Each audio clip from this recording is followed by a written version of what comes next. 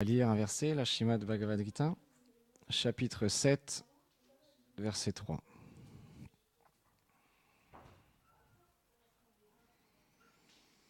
Manushyanam sashreshu kashid yatati siddhaye yatatam api siddhanam kashin mam veti tadvatam.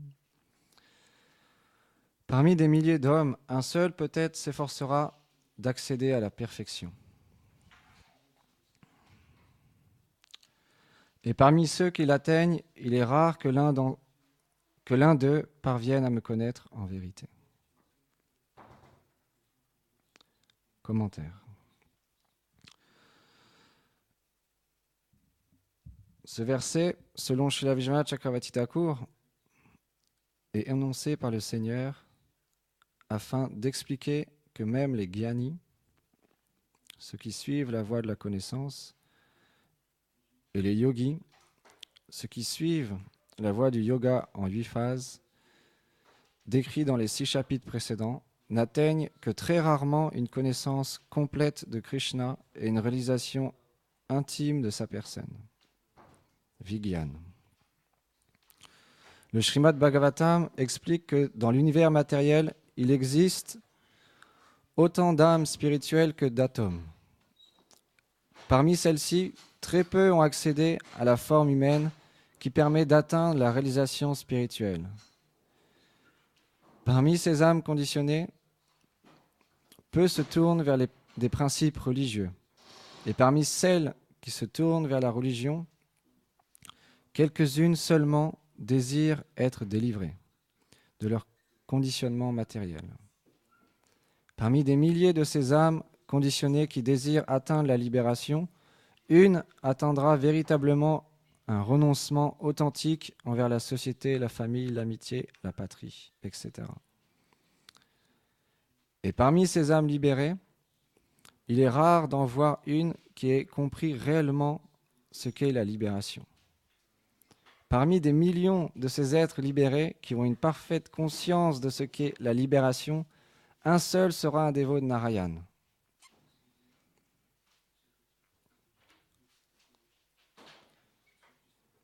Mais parmi tous ces purs dévots, rare celui qui en vérité réalisera Krishna, l'aspect ultime du Seigneur qui est empli de douceur et d'amour.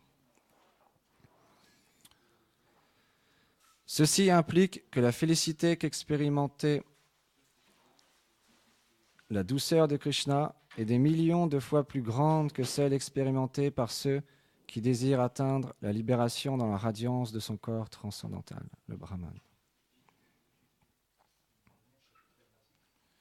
Chapitre 7, verset 3. Parmi des millions d'hommes, un seul peut-être s'efforcera d'accéder à la perfection. Et parmi ceux qui l'atteignent, il est rare que l'un d'eux parvienne à me connaître en vérité.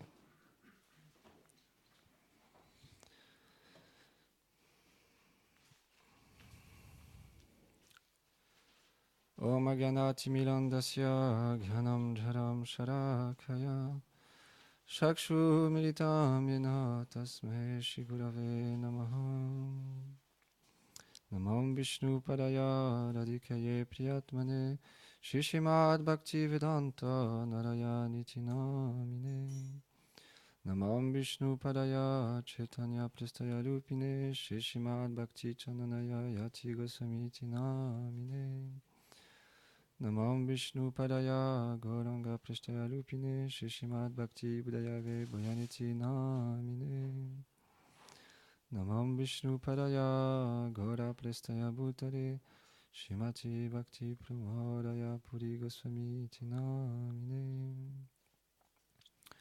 Namam Vishnu Padaya Krishna Prestaya Bhutare Shrimati Bhakti Vedanta Swami Namine Namam Vishnu Padaya Krishna Prestaya Bhutare Shrimati Bhakti Lakshaka Shiradhev Goswami Namine Namam Vishnu Padaya Chaya Shimarupine Shri Srimad Bhakti Pragyana Keshavati Namine Namam Vishnu Padaya Krishna Prestaya Bhutare Shrimati Bhakti Siddhanta Sarasvati Hiti Namine Jai Shri Krishna Chaitanya Prabhu Nityananda Shri Advaita Gadadhar Shivasadi Gaura Bhaktavrinda. Hare Krishna, Krishna Krishna, Hare Hare, Hare Rama, Rama Rama, Hare Hare. Vrindaye Tulasi Devye, Priyaye Keshavasya Cha, Krishna Bhakti Pratyadevi Satyavate Namo Namaha. Vanchakarpa Tarubhyacha, Kripa Sindhu Vyayevacha, Patitanam Pavanebhyo Vaishnavebhyo Namo Namaha. Srila Bhakti Vibhuda Bhudayan Goswami Maharaj, dans une conférence, il expliquait ce principe où c'est très difficile de comprendre la douceur du Seigneur. Même Brahma lui-même, il expliquait, a été confus et douteux de la position de Krishna à Vrindavan quand il jouait avec ses amis les pâtres et les vaches dans les pâturages.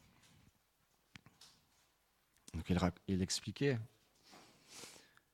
ce divertissement où Brahma a subtilisé les vaches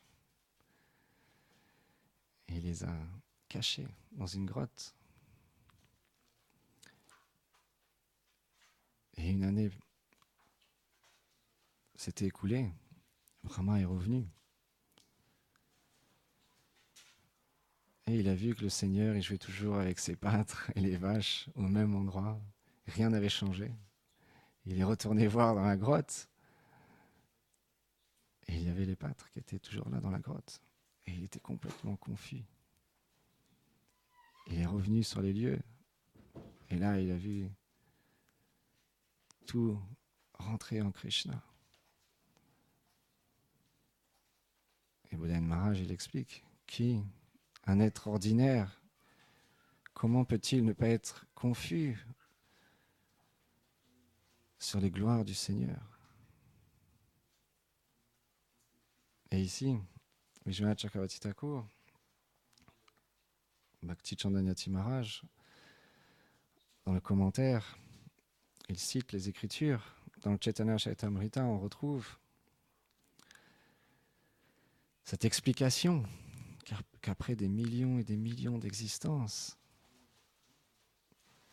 rare une telle personne qui atteint la libération, et parmi toutes ces personnes, rare une personne qui atteint Narayan, et parmi toutes ces millions de personnes, rare est celui qui comprend Krishna.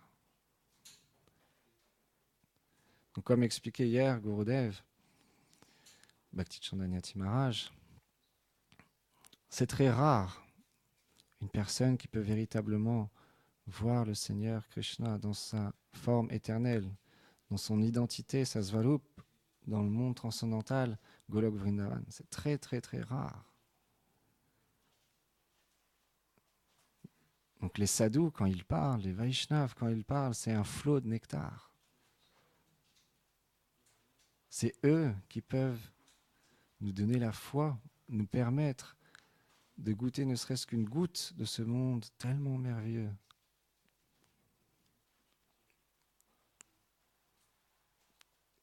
Où le Seigneur accomplit ses doux divertissements.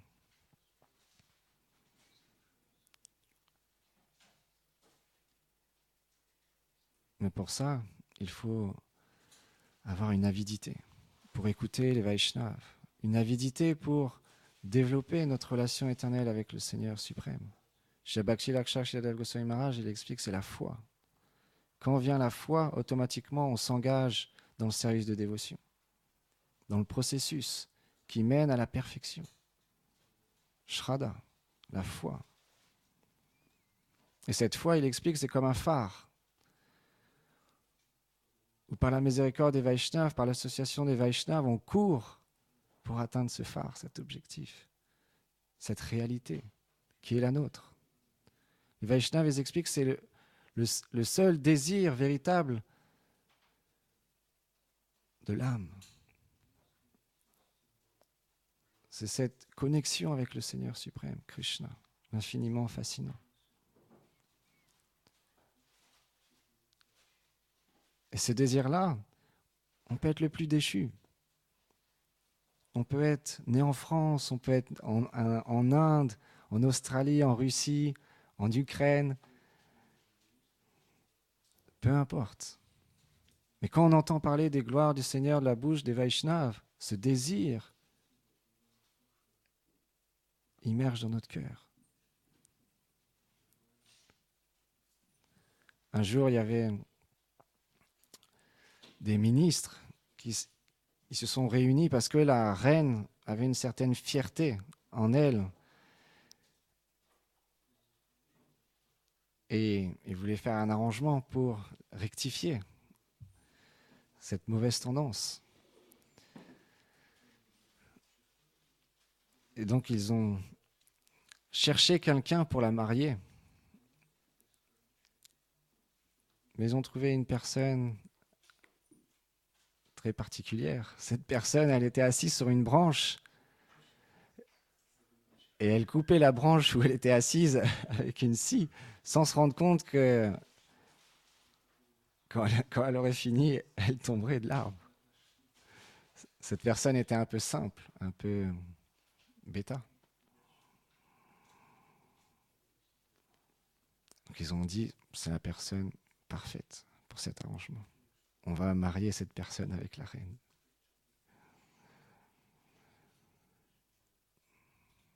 Donc ils lui ont demandé de descendre et ils lui ont expliqué, ils lui ont dit, voilà, il y a une reine très très belle. C'est une reine et elle est très belle. Est-ce que tu voudrais pas te marier avec elle? Tout de suite, il a dit, ah oui. Il n'a pas pensé, je suis idiot, je suis bête, mais est-ce que c'est pas une farce qu'ils sont en train de me faire? Est-ce qu'ils sont pas en train de me jouer un tour? Tout de suite, il a dit oui, j'accepte. Chez Bhaktivedanta Van Goswami Maharaj, il explique c'est ça, un Vaishnav. Il est dans la pire des situations. Il a plein de défauts en lui, dans son cœur. On expliquait l'autre jour l'honnêteté. Se présenter devant les déités, se présenter devant le maître spirituel, devant les Vaishnavas, en étant honnête. Oui, je suis sur la voie de la guérison. Je suis dans cet hôpital. Je suis content d'être dans cet hôpital. J'ai plein de défauts. Mais oh Gurudev, aide-moi. Oh Vaishnav, aidez-moi à progresser. Mais j'ai ce désir. Ce désir, c'est mon bien le plus précieux.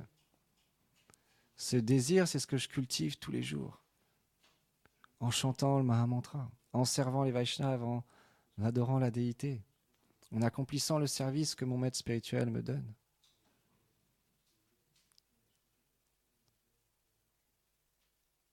Et donc ce désir, il grandit en écoutant ce flot de nectar de la bouche des Vaishnavas. Parce que leur désir, leur réalisation est la plus grande. Il n'y a pas plus grande réalisation, il n'y a pas plus grand désir. Il n'y a pas de personne plus aimante que les Vaishnavas. Donc naturellement, si on a cette avidité, si on a ce désir, quand on écoute les Vaishnavas avec ce verre vide, de vouloir recevoir ce flot de nectar de leur bouche, alors pendant le Harikatha, on est très attentif, avide. On oublie le temps. Et un Vaishnava, il expliquait, quand ils organisaient des Harikatha, avant de commencer, il disait aux invités, alors on va commencer aujourd'hui à parler sur des sujets très sérieux. Le Bhagavad Gita, le Srimad Bhagavatam, les gloires du Seigneur ne sont pas des sujets matériels, ce sont des sujets extrêmement sérieux. Il expliquait il y a seulement quelques années, quand il y avait ce rassemblement Sadhu Sangha où il parlait sur les gloires du Seigneur à travers le Harikatha, s'il y avait quelqu'un, il remarquait quelqu'un dans la salle qui se curait le nez ou qui se frottait les yeux, qui commençait à s'endormir ou qui était distrait, avec respect, il lui demandait de sortir. Parce que là, on est en train de parler sur les gloires du Seigneur. On est en train de parler du sujet le plus important, ce pourquoi nous sommes faits. Alors ce Vaishnav, il expliquait qu'avant de commencer les Harikatha, il disait aux invités, aux personnes, alors on va faire un petit exercice. Vous placez tous un seau à l'extérieur de la salle, à l'entrée du temple, et vous mettez tous vos problèmes, toutes les choses qui peuvent vous passer par la tête, vos anxiétés, vos tracas du quotidien, vous mettez tout dans ce seau, vous le fermez bien. Et de cette manière-là, vous êtes présent dans le harikata. Parce que le mental, il est tellement difficile. Et il expliquait, ne vous inquiétez pas. À la fin de la conférence, vous pourrez rouvrir le seau, reprendre vos problèmes, ils seront toujours là. C'est une manière d'expliquer l'importance de se concentrer, de focaliser le mental quand le maître spirituel, quand les sadhus parlent sur les gloires du Krishna. Parce que le mental, il est plus difficile à contrôler que le vent. Il est comme un bateau sur l'eau. Il peut aller à droite à gauche, il peut être ici et être au Brésil en même temps, sous les cocotiers. Ou dans le programme de notre journée.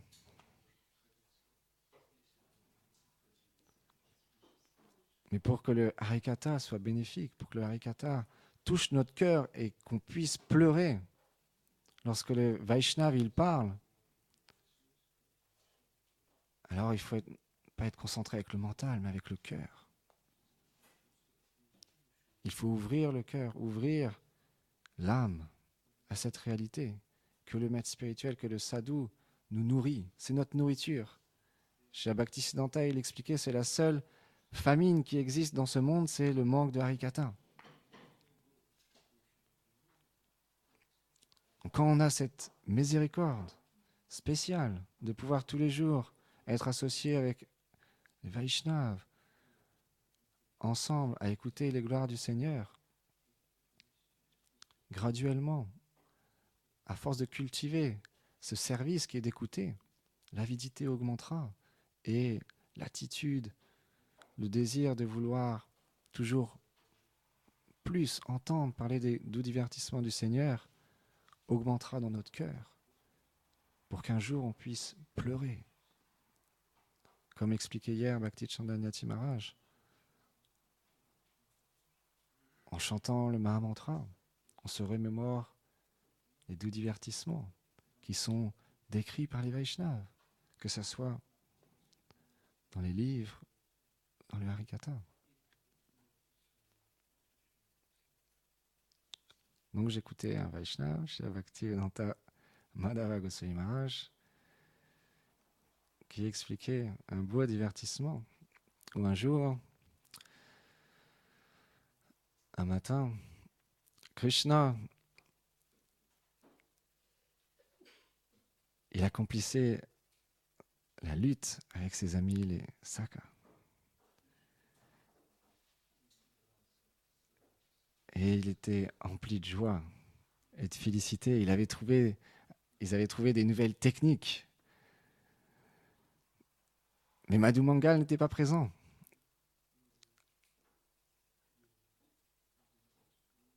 Et arrivé à une certaine heure, Madhu Mangal est arrivé. Et Krishna lui a dit, hey, mais t'étais où? T'étais pas avec nous ce matin.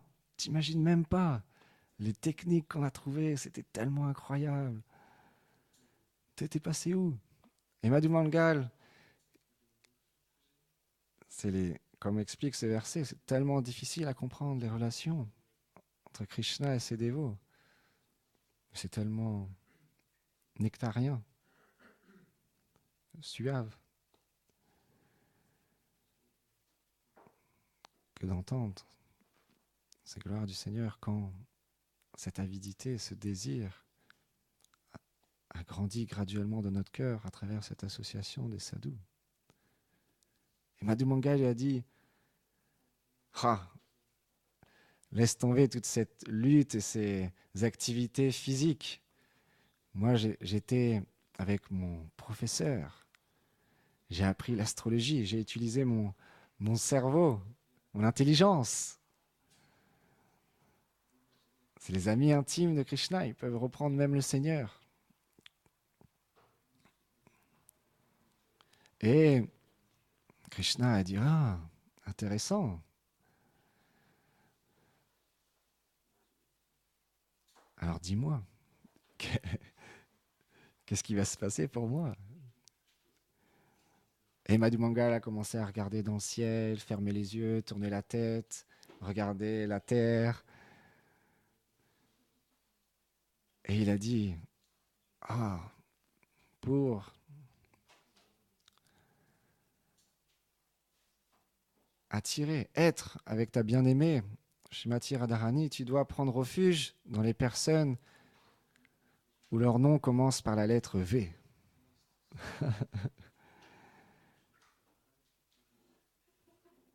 Et Krishna il a dit, ah mais oui, t'as raison.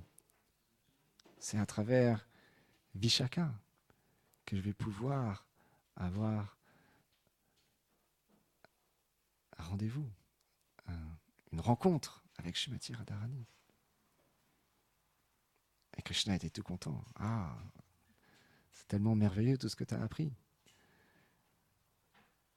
Et Krishna a dit à Madhu Mangal, reviens demain, je vais te montrer les nouvelles techniques qu'on a appris avec Sridham. Et le lendemain, Krishna et Sridham, Saka, ils ont commencé une lutte. Bhakti Chandanyati Maharaj expliquait, Sridham, il est dans cette égal, dans cette relation d'amitié, d'ego, égal on dit, égal avec Krishna. Et il challenge Krishna, c'est moi qui vais gagner aujourd'hui.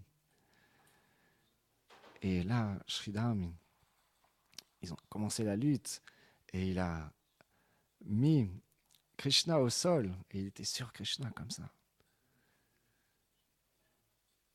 Et au bout d'un certain temps, Krishna a dit, oh, libère-moi, libère-moi, libère-moi. Et bien sûr, Sridham a libéré Krishna. Mais quelque chose d'étrange s'est passé. Bien qu'il demandait à Sridham de le laisser partir, après Krishna, il s'est assis et joyeusement, il a commencé à clapper des mains en disant « j'ai gagné, j'ai gagné ».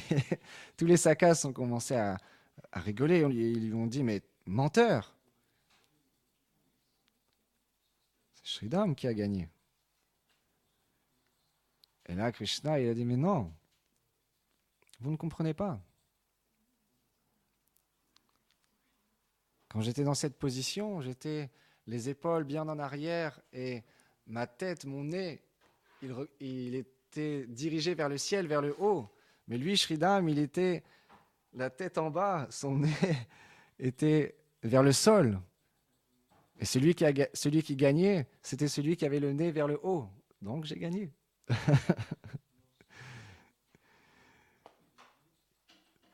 Et Sridham, il n'était pas content. Il disait menteur, menteur.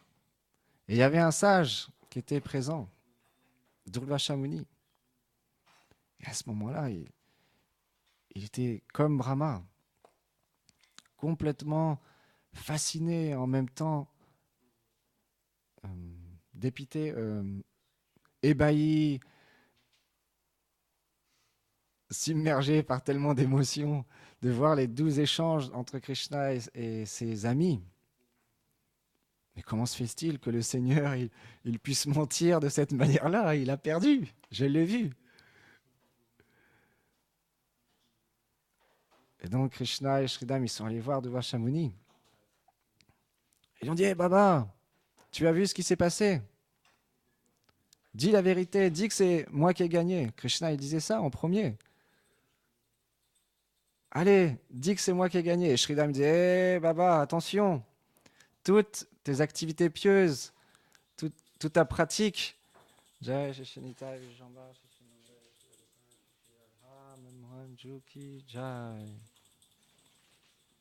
disparaître si tu dis un mensonge. Fais attention, dis la vérité, dis que c'est moi qui ai gagné. Et Krishna, il réenchérissait, merci. Non, c'est moi qui ai gagné, non, c'est moi qui ai gagné. Durvasha Muni était complètement bloqué. Il ne savait pas quoi dire. Et Krishna a dit, oh Sridham, c'est juste un sadhu, un baba bogus. Il répond pas, il dit rien. Allez, on s'en va. Et Sridham a dit, non, on va attendre encore un peu. Il dit, hey, baba, s'il te plaît, dis la vérité. Tu as vu ce qui s'est passé. Et Krishna, il a commencé à monter sur les genoux de Duvashamuni et lui tirer la barbe et lui dire, hé, hey, baba, dis la vérité, dis que c'est moi qui ai gagné. Et Sridham, à son tour, il faisait la même chose. Duvashamuni était complètement pris d'extase dans les 12 échanges entre Krishna et son ami intime Saka Sridham. Donc, comme explique ici Krishna, tellement rare une personne qui peut véritablement connaître cette douceur d'échange entre Krishna, Mayashoda, Nanda Maharaj, ses amis, les Saka, Radharani, les Manjari, les Saki. C'est tellement élevé, 5 minutes, tellement intime. Les paroles qu'on entend de la bouche de nos maîtres spirituels, des sadhus, des Vaishnavas, c'est notre nourriture, comme Bhaktisiddhanta il dit. Cette famine, ça veut dire ce manque de nourriture qu'ont les personnes. Cette nourriture, le prashadam qu'on a, c'est le harikata. C'est notre nourriture la plus précieuse.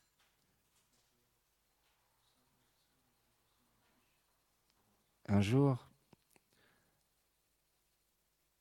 on accompagnait chez Bhakti Chandanyati Maharaj en Inde, à Mayapur. Il y avait ce festival de la disparition de Srila Bhakti Pramod Puri Goswami Maharaj qui était organisé à la Mat à Mayapur. Et à un moment donné, Rasalila connaît bien ce divertissement. Elle a fait ce service qui est de peindre une peinture pour Srila Bhakti Vibhudev Goswami Maharaj pour le livre qu'il a écrit sur la biographie Srila Bhakti Pramod Puri Goswami Maharaj. Et il racontait, il partageait avec les dévots ce divertissement où un jour Srila Bhakti Pramod Puri Goswami Maharaj, il rentrait de l'école et tous les jours il prenait sa douche et il courait. Il expliquait, il courait pas, il volait pour aller écouter son maître spirituel chez Bhaktisiddhanta Sarasvati Thakur Prabhupada, pour ne pas manquer ne serait-ce qu'une seconde, qu'une fraction de seconde au Harikata. Mais ce jour-là, dans la précipitation, il a mis ses chaussures et il s'est fait piquer par un scorpion. Il n'est pas allé à l'hôpital, il n'est pas resté à la maison, il est allé au Harikata. Écoutez son maître spirituel. Telle est la foi des grands Vaishnavas dans le Harikata. Telle est la foi des purs Vaishnavas dans le maître spirituel. Chez la Bodhian Maharaj, un jour, il a posé cette question à Srila Bhakti Pramod Puri Goswami Maharaj de partager les gloires de Srila Prabhupada. Et Bhakti Pramod Puri Maharaj, il a expliqué, oh Baba, tu sais pas qui est mon Prabhupada, qui est mon gourou.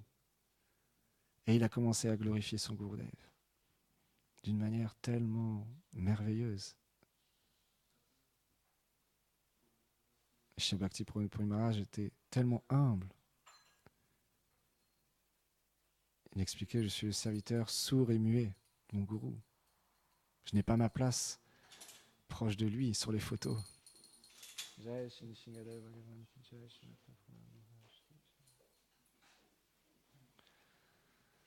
Mais nous, c'est je suis le plus grand disciple de mon Gurudev. Je sers tellement bien mon Gurudev. Je vais être à côté de lui au premier plan. C'est moi le plus grand disciple de Gurudev.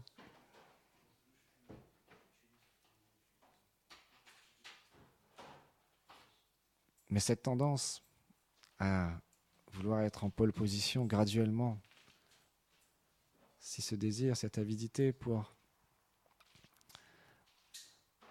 réaliser notre véritable identité est puissante.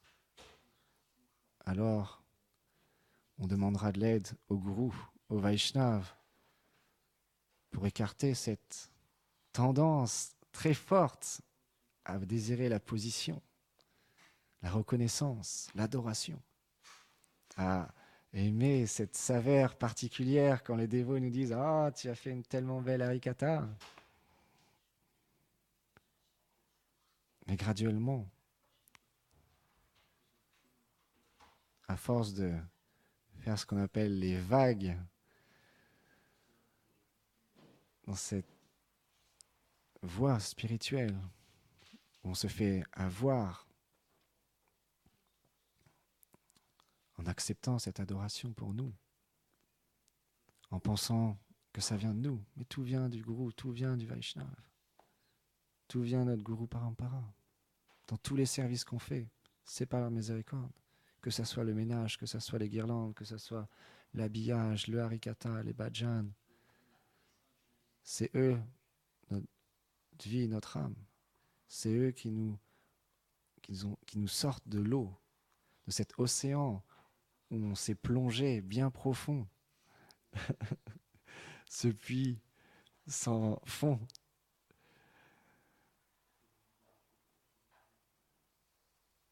On voit les sadhus, il y a tellement d'humeurs différentes. Gaur Govinda Maharaj dans les Harikata était comme un lion, avec une canne, à parfois réprimander ses disciples.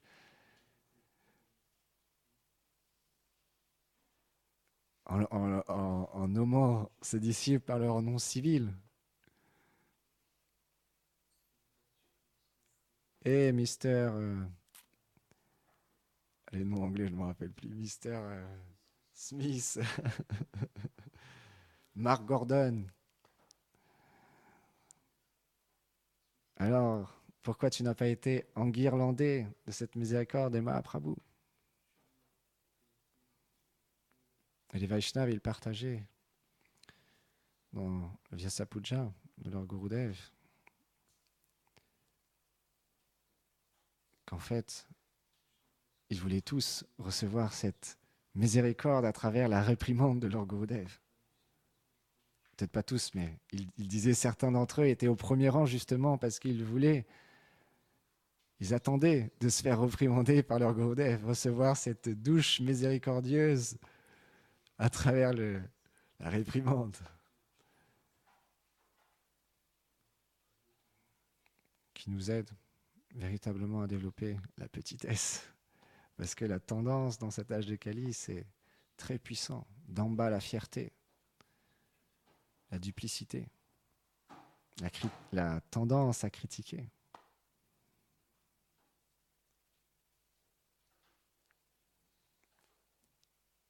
Mais plus on pratique, plus on chante. Et on est associé avec des Vaishnavas qui n'ont pas cette tendance, qui élèvent les autres Vaishnavas et qui les servent, qui sont des véritables serviteurs. Graduellement, cette mauvaise tendance diminuera et disparaîtra à travers le chant et le service offert au gourou. C'est scientifique et ça marche. On marche dans les traces de nos acharyas, des purs Vaishnavas qui sont notre phare, qui nous montrent l'exemple et qu'on aspire à suivre, qu'on désire suivre, malgré toutes les difficultés qu'on peut rencontrer. C'est nos moteurs, c'est eux qui nous donnent la vie. Tout seul, impossible.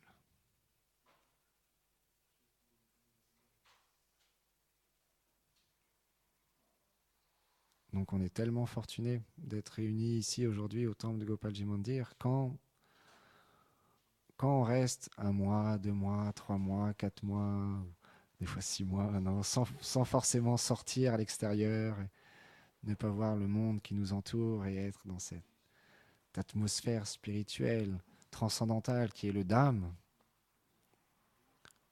On peut parfois, dû à notre ignorance ou manque d'enthousiasme et de conviction, perdre cette notion qu'on est extrêmement, extrêmement fortuné. On devrait le répéter tous les jours pour s'enthousiasmer à faire du service, s'enthousiasmer à chanter et à servir les Vaishnavas. Go Premanande Haribo.